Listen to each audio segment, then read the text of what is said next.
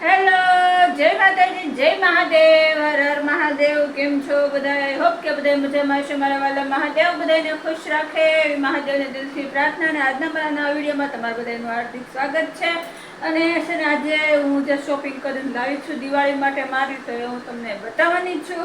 તો વિડીયોમાં કન્ટિન્યુ બન્યા રહેજો, તમને ખબર પડશે હું કેવું લાવું છું, શું લાવું છું.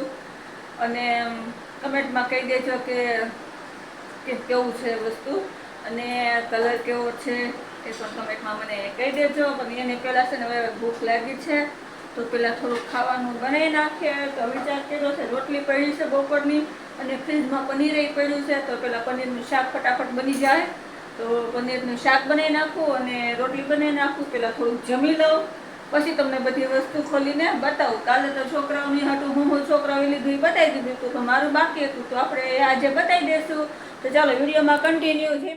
ટમેટા અને કોથમરી સુધારાઈ ગઈ છે ને લસણ અત્યારે ફોલવાનું કામકાજ ચાલુ છે. હવે શાક વઘારવા ટાણે બધું સુધારાઈ જાય ને પછી મળું.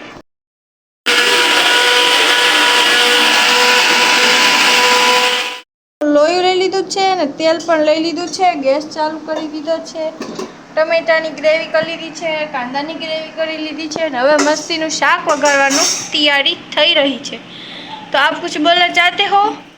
દીદી છે હવે આપણે કાંદા અને લસણની પેસ્ટ તૈયાર કરી છે ને એને પહેલા આપણે ફ્રાઈ નાખશું મસ્તીની. આજે ગાંઠિયા નહોતા, ને તો ગાંઠિયાનું શાક બનાવીને ખાઈ લે. અને આજે છે ને વિચારી પછી કે નાસ્તામાં હું બનાવું, કારણ કે રોજ એક ને એક વસ્તુ તમને બતાવું કે સારું લાગે નહીં. પછી મને છે ને કે દૂનું મન થયું હતું પનીર ટીકા ખાવાનું. ફ્રીજમાં પનીર એ પડ્યું હતું, ચાલો ફટાફટ બનાવી નાખીએ. કાલે શોપિંગ કરવા ગયા હતા ત્યારે લખાવ્યો હતો, તો પનીર ફ્રીજમાં પડ્યું છે. બપોરે રોટલી આજ વધી છે, તો અમે ફટાફટ થોડું ખાઈ લઈએ. તો શાક થોડુંક વધે એ પાછું રાતે ખાઈ લેવું. આમ તો તમને ખબર જ છે મને પનીર કેટલું પસંદ છે. પનીર લગભગ બધાને પસંદ જ હશે ગુજરાતી લોકોને. હળદર, મીઠું, હિંગ ને નાખી દીધી છે. તો જો આપણે છે ને પેસ્ટ મસ્ત કાંદાની પાકી ગઈ છે. હળદર ને મીઠું હારવાર જ નાખી દીધું હતું. તો આપણે આમ છે ને મેં ટમેટા પેસ્ટ કર્યા અને ટમેટા છે ને લાલ નથી દેખાતા, વ્હાઈટ દેખાય છે. એનું કારણ તમે જોઈ શકતા છો લાલ નથી દેખાતી હોય, એકદમ છે ને ગુલાબી કલર જેવી દેખાય છે. કારણ કે એમાં છે ને મેં કાજુ છે ને ટમેટા ભેગા મિક્સ ક્રશ કરી નાખ્યા છે. પછી છોકરાઓને કાજુ ન ભાવે તો શાકમાંથી નોખા કાઢી નાખે. એટલે અમે છે ને ટમેટા કાજુની મસ્તીની પેસ્ટ તૈયાર કરી નાખીએ. એટલે આજે લાલને બદલે ગુલાબી થઈ ગઈ હતી. વાંધો નહીં. તો જો આપણી મસ્ત ગ્રેવી પાકે છે. ગ્રેવી મસ્તીની પાકી જાય એટલે ફટાફટ પનીર નાખી ખાવા બેસી જવાનું છે. તો ચાલો જો મસ્ત આપણી ગ્રેવી પાકી ગઈ છે. તમે તો મરચું મસાલો બધું નખાઈ ગયું છે. હવે આપણે પનીર નાખી દઈએ. કારણ કે આજે ઉતાવળ હતી અને એટલે આની રેસીપી તમે બહુ બધી વાર બનાવેલી છે, તો આજે નથી બનાવી. આજે તો આપણે ફટાફટ જમવા બેસવું છે. 2 થી 3 મિનિટ ઉકાળી નાખીએ, મસ્તીનો ઉકળી જાય અને બધો મસાલો જે ગ્રેવીનો છે ને સ્વાદ જેમ હોય ને મસ્તીનો તીખો ખાટો મીઠો એ આપણે પનીરની અંદર સડી જાય ત્યાં સુધી આપણે પાકવા દઈએ. તો પનીર આમાં ખમણી નાખું એટલે એની પનીરની ગ્રેવી થઈ જાય, અલગ અલગ લાગે નહીં. જો રિમોટ પાડ્યું છે ઘરમાં.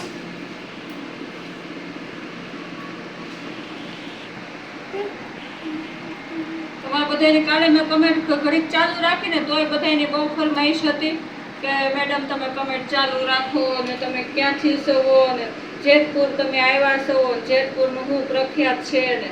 તો ભાઈ જેતપુરમાં છે ને પટોળા પ્રખ્યાત છે, જામનગરની બાંધણી પ્રખ્યાત છે. સોરી દોસ્તો, જેતપુરની છે ને મોજડી પ્રખ્યાત છે, પાટણના પટોળા પ્રખ્યાત છે અને જામનગરની બાંધણી. તો કાલે કમેન્ટ લખી હતી કે જેતપુર આવો તો આવજો. તો ભાઈ એ બાજુ આવશું ને તો ચોક્કસ આવશું. તો જો આપણું શાક મસ્તીનું બનીને તૈયાર થઈ ગયું છે. હાલો આપણે હવે જમવા બેસી જઈએ. વધારે ભૂખ છે ને એ બેનને લાગી હતી, તો જો બેન જમવા બેસી ગયા છે.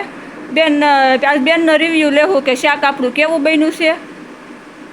બેન ટેસ્ટ પછી કરજો, પેલા જય માતાજીને એવું કહી દો. ઊનું મોઢામાં નખાઈ ગયું છે. હાલો આગળ છે ને મોઢામાં બટકું પૂરું થાય પછી તમને જવાબ આપે. જય માતાજી, જય મહાદેવ. સ્વાગત છે મમ્મીના વિડીયોમાં. આવ્યો છો તો લાઈક કરી દેજો. ચાક એક નંબર બન્યું છે, હોટલ જેવું લાગે છે. હાલો બધા જમવા. તો સારું હાલો હવે હું પણ થોડુંક કાઢી નાખું. હું તમને કાઢવાનું બતાવતો ભૂલી ગઈ. કાંઈ નહીં, હાલો હું તમને પેલા મારો મોંઘો ડ્રેસ બતાવી દઉં. તો ચાલો જો આ આપણો ડ્રેસ છે, કોટ સેટ કહેવાય, ડ્રેસ કહેવાય, કુર્તી કહેવાય, હું કહેવાય ખબર નથી પડતી. કોટ સેટ કહેવાય. અને મસ્તીનું આપણે મને ગમ્યો તો લઈ આવીશું. જો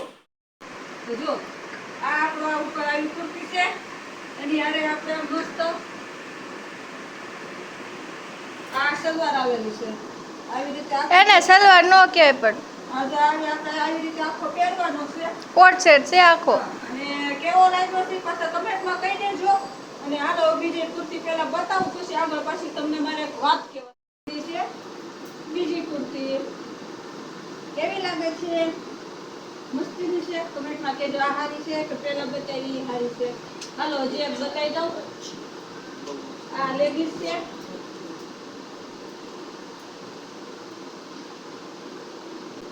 અને આ આપણે ત્રીજી કુર્તી કેવી લાગી છે કમેન્ટમાં કહી દેજો. જો અહીંયા નજીક કેમેરો લઈ લો મેડમ. પેલી કુર્તી હવે લેગીસ બે કુર્તી વચ્ચે એક હાલ છે. અને આ આપણી બીજી કુર્તી અને આ આપણી ત્રીજી. ચાલો ત્રણમાંથી કઈ સારી છે એ તમારે મને કમેન્ટમાં કહેવાનું છે. અને કમેન્ટમાં એ તમારે કહેવાનું છે કે નવા વર્ષના દિવસે ત્રણમાંથી કઈ હું પહેરું. વાત આવડી આજ હતી. હાલો મેં તમને પૂછ્યું છે, તમે જવાબ આપજો. જે આ કુર્તીને વધારે પસંદ કરીને જેની પર વધારે જવાબ આવશે ને એ આપણે નવા વર્ષને દી પહેરશું. તો બસ હવે આજ માટે એટલું રાખી દઈએ. જય માતાજી, જય મહાદેવ, હર હર મહાદેવ. કાલે ફરી મળશું નવા વિડીયોમાં કંઈક નવી આઈટમ સાથે.